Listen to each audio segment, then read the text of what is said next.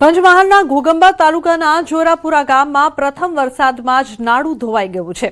રાઠવા ફળિયા અને માળ ફળિયાના રહીશો માટે ગત માસમાં જ બનાવવામાં આવેલું નાળું તૂટી જતા સ્થાનિકોને ભારે હાલાકીનો સામનો કરવો પડી રહ્યો છે, જેના કારણે સ્થાનિકોએ કામમાં હલકી ગુણવત્તાવાળું મટીરીયલ વપરાયું હોવાનો આક્ષેપ કરીને વહેલી તકે તેનું સમારકામ કરવાની માંગ કરી છે। આ ઉપરાંત ગામમાં થઈ રહેલા અનેક વિકાસ કામોમાં જોગવાઈ મુજબ કામગીરી ન થતી હોવાની તેમજ લાભાર્થીઓના ઘરે 33 જેટલા શૌચાલય બનાવ્યા વિના જ તેના નાણાં ઉપાડી લેવાયા હોવાના પણ આક્ષેપો કર્યા છે, જે બાદ સમગ્ર મામલે ગ્રામજનોએ રજૂઆત કરી જવાબદારો સામે કડક કાર્યવાહી કરવાની માંગ કરી છે।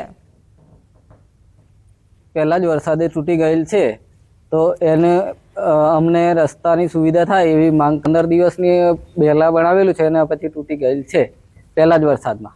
અમને તકલીફ બહુ પડે એવી લાગે છે અને મુખ્ય માર્ગ છે સ્મશાને જતો। મારા મમ્મીના નામનું શૌચાલય આવ્યું હતું, તે બન્યું નથી, એના માટે તપાસ કરવાની છે આગળ, અને બહાર ખુલ્લેમાં જવા પડે છે।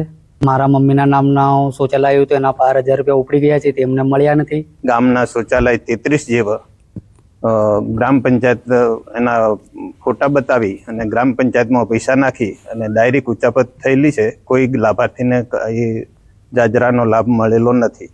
બીજું કે રાઠવા ફળિયામાં હમણાં જ 10 દિવસ પહેલાં નાળું બનેલું, એ નાળું વરસાદ થોડો પડવા છતાં નીચે માટી અને ઉપર કોન્ક્રીટ, જેથી નાળું ધોવાઈને ખેંચાઈ ગયું છે।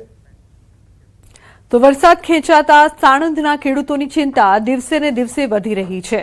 જુલાઈ મહિનાના ગણતરીના દિવસો બાકી હોવા છતાં વરસાદ ખેંચાતા ખેડૂતો ભારે મુશ્કેલીમાં મુકાયા છે। ડાંગર અને અન્ય ચોમાસુ પાક પકવતા ખેડૂતો વાવણીની તમામ તૈયારીઓ કરી વરસાદની રાહ જોઈ રહ્યા છે।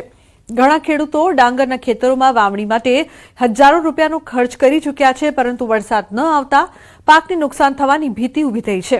આગામી એક અઠવાડિયામાં સારો વરસાદ નહીં પડે તો ખેડૂતોને નુકસાન ભોગવવાનો વારો આવ્યો છે। અલ નીનોની સંભવિત અસરના કારણે પણ ખેડૂતોમાં ચિંતા વ્યાપી છે। જુલાઈ મહિનાને હવે ગણતરીના દિવસો બાકી રહ્યા છે, વરસાદ થયો નથી। ખેડૂતો ઠીક મારી પાછળ તમે દ્રશ્ય જોઈ રહ્યા છો કે બાવળા હોય, સાણંદ હોય કે અમદાવાદ જિલ્લો હોય, ત્યાં ડાંગરની ખેતી થાય છે। ડાંગર માટે થઈ અને ધરું નાખી દીધું છે। વરસાદ નથી આવતો, તેના કારણે ખેતરો સૂકા વટ જે છે તે જોવા મળી રહ્યા છે, અને આ તમામ ખેડૂતો જે છે તે ખેતરની અંદર વરસાદ થાય તે પ્રકારની તાતી જરૂરિયાત પ્રમાણે રાહ જોઈ રહ્યા છે, પરંતુ વરસાદ ખેંચાયો છે। ખેડૂતો આપણી સાથે, તેમની સાથે વાત કરીશું। કેટલા રૂપિયાનું ખર્ચ કર્યું છે ડાંગરના ધરું નાખવા માટે, અને હજુ વરસાદ આવ્યો નથી? હવે સાહેબ અત્યારે આ 700 રૂપિયાની અમે 1200 રૂપિયા ગણીએ છીએ ડાંગરનો ભાવ, એ લાઈન નાખીએ છીએ। હવે વરસાદ આવે ને એ સૂકી જાય તો અમારે 1200 તો જાય, એક કોઈ ડીઝલ મળે ના મળે ને એવું થાય છે। હવે આટલું બોરના પાણી લીલું રાખે। વરસાદ તો અઠવાડિયામાં જો આવી જાય તો ધરું અમારું બચી જાય, નકા અમારે બીજી વખત પાછું વળીનું અમારે નાખવાનો વાર આવે, બીજો ફેર ખર્ચો અમારે કરવો પડે। બીજા સિવાય તો અમારી ખેતી અમે તો ભલે અમે હારી જઈ, પણ બાકી અમે તો ખેતી તો કરવાના જ તે, બાકી ખેડૂતના દીકરા છીએ। અમારે અઠવાડિયાની અંદર વરસાદ આવે તો આ જે ધરું સુકાય છે એ બચી જાય, નકર તો ફેલ જવાનું જ છે। ફરીને બીજો ખર્ચો આટલો ને આટલો થવાનો છે। ડીઝલ મોંઘું, ખેતી મોંઘી, અમારે બધાને તો સાધનો છે નહીં ઘરના, એટલે ભાડેથી કરાવવાનું હોય। એક બાજુ ડીએપી મોંઘું, 2,000ની ઠેલી લાવીને નાખ્યા, બધું બળી જાય એટલે તો ફેલ જવાનું છે। એટલે વરસાદ આવે તો અમારે અઠવાડિયે ન તો બચે, નકર અમારી ખેતી ફેલ જવાની જ છે।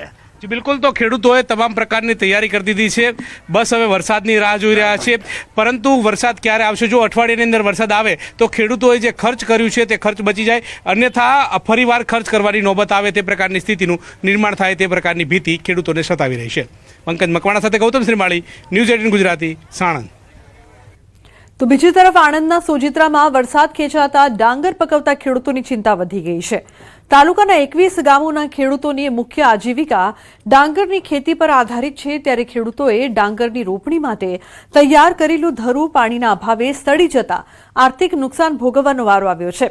આગામી દિવસોમાં સારો વરસાદ નહીં પડે તો મુશ્કેલી વધુ ગંભીર બનવાની ભીતિ છે। સોજિત્રા, ખંભાત અને તારાપુર સહિતના વિસ્તારોમાં ડાંગરની ખેતી મોટા પ્રમાણમાં થાય છે, પરંતુ વરસાદ ખેંચાતા ખેડૂતોની હાલત કફોડી બની છે। કૃષિ નિષ્ણાતો દ્વારા પણ વરસાદ મોડો પડે તો વૈકલ્પિક પાકોના વાવેતર અંગે ખેડૂતોને માર્ગદર્શન આપવામાં આવી રહ્યું છે।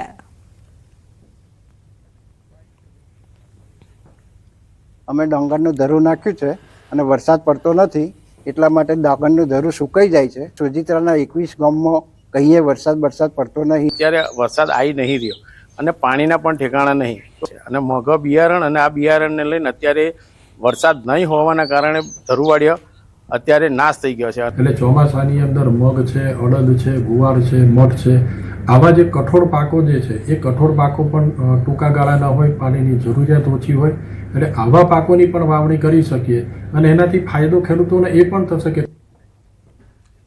સાબરકાંઠા સહિત સમગ્ર ઉત્તર ગુજરાતમાં ચોમાસાના આગમનમાં થઈ રહેલા વિલંબે ખેડૂતોની ચિંતા વધારી દીધી છે.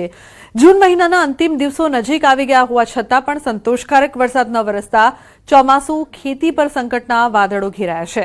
મગફળી, બાજરી, કપાસ, શાકભાજી, ઘાસચારો અને ડાંગર જેવા પાકોની વાવણી વરસાદના ભાવે અટવાઈ ગઈ છે.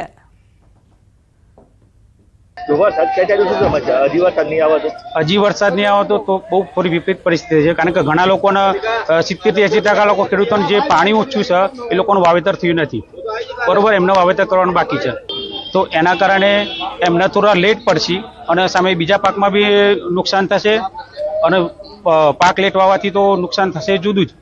આગોતરું વાવેતર કરવાથી ખેડૂતોને સૌથી મોટી સમસ્યા છે પિયતની. વરસાદ ના આવવાથી પિયત પૂરતું મળતું નથી અને બોરમાં પાણી હોતું નથી. ટ્યુબવેલમાં જે પાણી સમય પ્રમાણે ખેંચાઈ ગયા છે બોરમાં, એટલે પૂરતું પાણી ના અપાવે અને બીજું કે પૂરતી વીજળી ના મળતી હોવાથી ખેડૂત પિયત કરી શકતો નથી, જેના કારણે એનો પાક નિષ્ફળ જવાની શક્યતા છે. જનરલ પાકમાં જોઈએ તો મગફળી છે, બાજરી છે, એનું વાવેતર કરીએ પણ એની અંદર પાણીની બહુ જરૂર પડે, તો હાલ પાણીની તકલીફના કારણે જનરલ પાકોમાં પણ મોટા પ્રમાણમાં નુકસાન થયું છે. દવાઓ, ખાતર ના ખર્ચા વધી ગયા, ડીઝલ પેટ્રોલના ભાવ વધી ગયા, એટલે પોસાય તેવું છે જ નહીં. અત્યારે ખેડૂતને કેવી રીતે ચાલવો એ બી બહુ મુશ્કેલી કામ છે. કારણે ખેતરની અંદર પેલું તો પાણી પાકતું નથી, તો ટીપક સિંચાઈ અને ફુવારા ચાલુ કરવા પડે છે અને વત્તા 2-3 દાડે ભેજ ઉકાઈ જાય છે, એટલે વરસાદ થાય તો જ ખેડૂતને આશા રહેશે. જો ખેડૂતને વરસાદ ખેંચાશે તો જે પાક છે મગફળી વાયેલી એ પણ બળી જશે, ખાક થઈ જશે. ચોમાસું ખેંચાતા ખેડૂતો ચિંતામાં મુકાઈ ગયા છે. વાત કરીએ જૂનાગઢની તો અહીંના ખેડૂતો પણ વરસાદની મીટ માંડીને બેઠા છે. હજુ સુધી ખેતીલાયક વરસાદ નોંધાયો નથી અને ખેડૂતો દ્વારા અગાઉથી જ મગફળી સહિતના વિવિધ પાકોના બિયારણોની ખરીદી કરી લેવામાં આવી છે, પરંતુ વરસાદ વધુ સમય સુધી નહીં આવે તો આ બિયારણો બદલવાની ફરજ પડી શકે છે. વરસાદની અનિશ્ચિતતા વચ્ચે ખેતીનો ખર્ચ પણ સતત વધી રહ્યો હોવાથી ખેડૂતોની મુશ્કેલીઓમાં વધારો થયો છે, કારણ કે મોંઘા બિયારણ લાવી ખેડૂતો વાવણી કરતા હોય છે અને વરસાદ ન પડે તો તેમને મોટું આર્થિક નુકસાન સહન કરવું પડી શકે છે. અમે અત્યારે આ મોંઘા ભાવ બિયારણ લીધા છે, વાવ્યા છે અને વરસાદ અટાણે ખેંચાણો છે. વરસાદ હવે ના થાય તો ખેડૂતની શું દશા થાય? જો હવે વરસાદ નહીં થાય તો મોંઘા ભાવના બિયારણ કપાસ છે, માંડવી છે, પછી તલ, મગ, અડદમાં પટ દીધેલ બધું પડ્યું છે, પણ હવે વરસાદ થાય તો હોય, નકર શું કરવું? મોંઘા ભાવના બિયારણ ક્યાં જાય? અત્યારે અમે મોંઘા ભાવના બિયારણ વાવી દીધા છે, પાણી ખલાસ થવા માંડ્યા છે, તો જો વરસાદ ખેંચાણો છે તો વરસાદ ખેંચાતા પાણી ખલાસ થાય તો અમારા મૂળની પરિસ્થિતિ શું થાય એ કઈ કરી ન હકી. જો ભગવાનને કહી કે વહેલા વરસાદ તો અમારી આ મુલાત બધી બચી જાય. કેન્દ્રીય ગૃહમંત્રી અમિત શાહ આવશે ગુજરાત. 27 જૂને યોજશે લોક દરબાર. મતવિસ્તારના પ્રશ્નો અંગે સીધો કરશે સંવાદ. ગાંધીનગર લોકસભાના સાબરમતી વિધાનસભાના રાણીપ ખાતે યોજાશે લોક દરબાર. પ્રાથમિક સુવિધાઓ સહિતના મુદ્દે લોકો સાથે તેઓ સંવાદ કરશે. જનતા પ્રશ્નો અંગે યોજાશે લોક દરબાર. તો જનતાની જે સમસ્યા છે તે પણ તેઓ સાંભળશે. 27 જૂને યોજશે લોક દરબાર. કેન્દ્રીય ગૃહમંત્રી અમિત શાહ ગુજરાત આવવાના છે.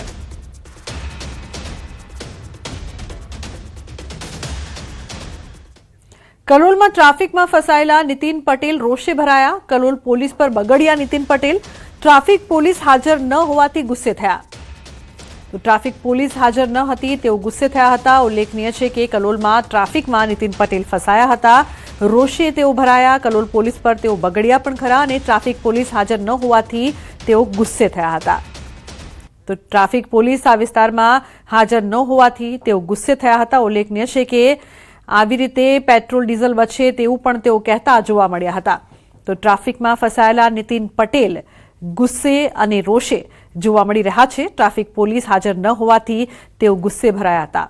ઉલ્લેખનીય છે કે કલોલમાં તેઓ જઈ રહ્યા હતા તે સમયે તેમને ટ્રાફિક નડ્યો અને તે બાદ તેઓ રોષે ભરાયા.